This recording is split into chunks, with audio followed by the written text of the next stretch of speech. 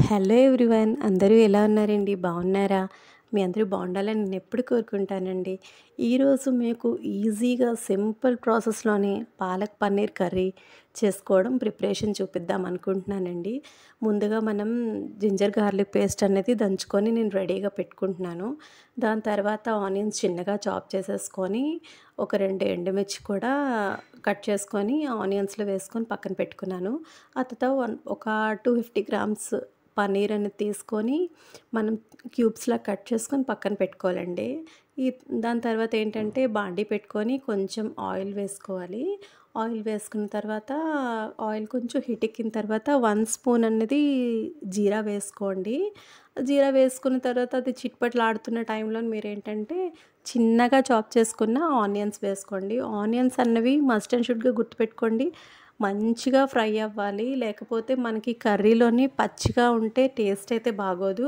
Onions అనేవి బాగా fry అవ్వాలి, గుర్తుపెట్టుకోండి.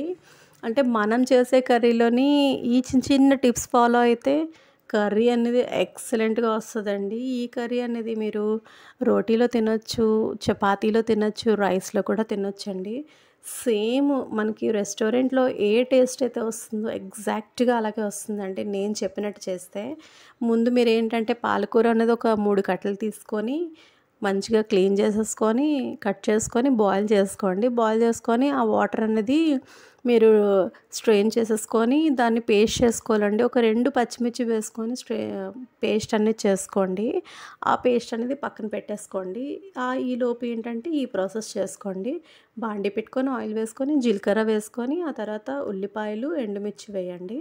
ఇది మంచిగా ఫ్రై అవుతున్నప్పుడు మీరు 1 స్పూన్ అన్నది జింజర్ గార్లిక్ పేస్ట్ వేసుకోండి. చాలా టేస్టీగా వచ్చిందండి కర్రీ మాత్రం ఎక్సలెంట్‌గా వస్తది. ఒక్కసారి ఇదే విధంగా మీరు చేసుకోండి. చాలా సింపుల్ ప్రాసెస్ అండి. చాలా టేస్టీగా వస్తది. ఈ ఆనియన్స్ మంచిగా ఫ్రై అవుతున్నప్పుడు చెప్పాను కదండీ! 1 స్పూన్ అనేది జింజర్ గార్లిక్ పేస్ట్ వేసుకోండి. ఆ తర్వాత ఇంకో పక్కన ఏంటంటే చపాతీ చేస్తున్నాను. చెప్పాను కదా! ఇక పాలక్ పన్నీర్ అన్నది మనకి చపాతీలోకి, రోటీలోకి, తర్వాత రైస్‌లోకి దేంట్లోనైనా చాలా చాలా టేస్టీగా ఉంటదండి. ఎవరైతే పిల్లలు ఈ లీఫీ వెజిటబుల్స్ తినడానికి ఇబ్బంది పెడతారో అలాంటి వాళ్ళకి మీరు ఇలా తప్పకుండా చేసి పెట్టండి. ఇష్టంగా తింటారండి. చాలా టేస్టీగా వచ్చిందండి. కర్రీ మాత్రం ఎక్సలెంట్‌గా వచ్చింది. చూసారా ఆనియన్స్ మంచిగా ఫ్రై అవుతున్నాయి కదండీ! మనం ఈలోపు ఏంటంటే ఈ పన్నీర్ కూడా మంచిగా క్యూబ్స్‌లా కట్ చేసేసుకొని పక్కన పెట్టుకోవాలండి. మన దగ్గర బటర్ కూడా ఉండాలండి. బటర్ మంచిగా టేస్ట్ అనేది ఎన్హాన్స్ చేస్తది.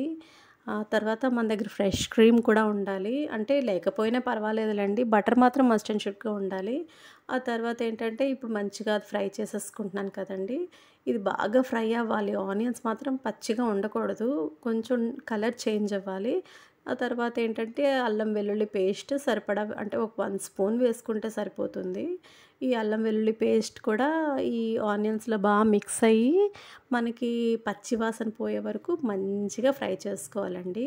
ఈ ఇంకో పక్కన ఏంటంటే నేను కొంచెం పాలకూర అన్నది మనకి బాయిల్ చేసుకున్నాం కదా! అది పచ్చిమిర్చి వేసుకొని పేస్ట్ చేసేస్తున్నానండి. చాలా మనకి ఎన్నో పోషకాలుంటాయండి. అంటే మనకేంటంటే మనకి పన్నీర్‌లోని ప్రోటీన్స్ ఎక్కువుంటాయండి. తర్వాత పాలకూరలో ఐరన్ అన్నది చాలా ఎక్కువుంటది. సో, ఈ 2 కలిపి మనం కర్రీ చేసుకున్నామంటే చాలా హెల్తీ అండి. చూసారా పాలకూర ఎంత గ్రీన్‌గా భలే ఉంది కదండీ! చక్కగా కొంచెం మనకి ఎంత క్వాంటిటీ కావాలో మనం కన్సిస్టెన్సీ చూసుకుంటూ వాటర్ వేసుకోవాలి. ఇప్పుడు చూసారా అది పేస్ట్ చేసేసుకొని నేను వాటర్ వేసుకొని అది కొంచెం దాంట్లో ఒక 1 స్పూన్ ఘీ వేసుకోండి. చాలా బావుంటది. మంచి అరోమా వస్తది. ఇప్పుడు కావాల్సిన ఎసెన్స్ అంటే ఏంటి మనం చూసారా ధనియాల పొడి, జీలకర్ర పొడి, తర్వాత ఉప్పు, కారం, పసుపు వేసుకొని నేను కొంచెం క్యాష్యూస్ కూడా యాడ్ చేశానండి. తర్వాత 1 స్పూను ఘీ కూడా యాడ్ చేసుకున్నాను. చాలా మంచి టేస్ట్ అండి. తర్వాత మస్ట్ అండ్ షుడ్‌గా కసూరి మేతి అనేది మీరు యాడ్ చేసుకోవాలండి. కసూరి మేతి వేసుకుంటే మంచి ఫ్లేవర్ వస్తదండి. ఆ కసూరి మేతి అలా కొంచెం అలాగా మనం క్రష్ చేసి డ్రైగా ఉంటాయి కదండీ లీవ్స్, క్రష్ చేసి మనం వేసుకొని తర్వాత మనం కట్ తర్వాత ఈ పన్నీర్ క్యూబ్స్ కూడా వేసుకొని మనం కొంచెం బటర్ కూడా వేసుకున్నాం అనుకోండి, మనకి ఒక్కటే ఇండికేషన్ అండి. మనం ఒక లిడ్ పెట్టేసుకొని కొంచెంసేపు సిమ్‌లోనే అది మగ్గిస్తాం కదా! ఆయిల్ అంతా పక్కకొచ్చేస్తదనమాట. అప్పుడు మనకి కర్రీ రెడీ అయిపోయింది ఆల్మోస్ట్ అనేసి ఒక ఇండికేషన్ అనమాట. సో, దాని మీద ఒక లిడ్ పెట్టుకొని కొంచెం దాన్ని బాయిల్ అయిన తర్వాత మనం చూసుకుంటే హ్మ్, కర్రీ రెడీ అయిపోతుందండి. ఎక్సలెంట్‌గా వచ్చిందండి. చూసారా, ఒక లిడ్ పెట్టేసాను. పెట్టేసి ఇగో కర్రీ అయితే రెడీ అయిపోయిందండి. ఎక్సలెంట్‌గా వచ్చిందండి. ఒక్కసారి మీరు ట్రై చేయండి. చాలా సింపుల్ ప్రాసెస్ అండి. మన దగ్గర పన్నీరు, పాలకూర ఉంటే ఈజీగా చేసేసుకోవచ్చు. చాలా టేస్టీగా వచ్చింది. ఒకసారి మీరు కూడా ట్రై చేయండి. ఎలా వచ్చిందో అనేది నాకు కమెంట్ సెక్షన్‌లో కమెంట్ చేయడం మర్చిపోవద్దు. మీరు గనుక నా ఛానల్‌ని కొత్తగా చూసినట్టయితే నా ఛానల్‌ని వెంటనే సబ్స్క్రైబ్ చేసుకోండి. పక్కనున్న బెల్ ఐకాన్ని ప్రెస్ చేశారంటే నేను పెట్టిన వీడియోస్ అన్నీ మీకు నోటిఫికేషన్‌గా వస్తాయి. లైక్ చేయండి, షేర్ చేయండి, సబ్స్క్రైబ్ చేయండి. మీ ఫ్రెండ్స్ అండ్ ఫ్యామిలీ మెంబర్స్ కూడా షేర్ చేయండి. Bye friends. Take care. See you in the next vlog.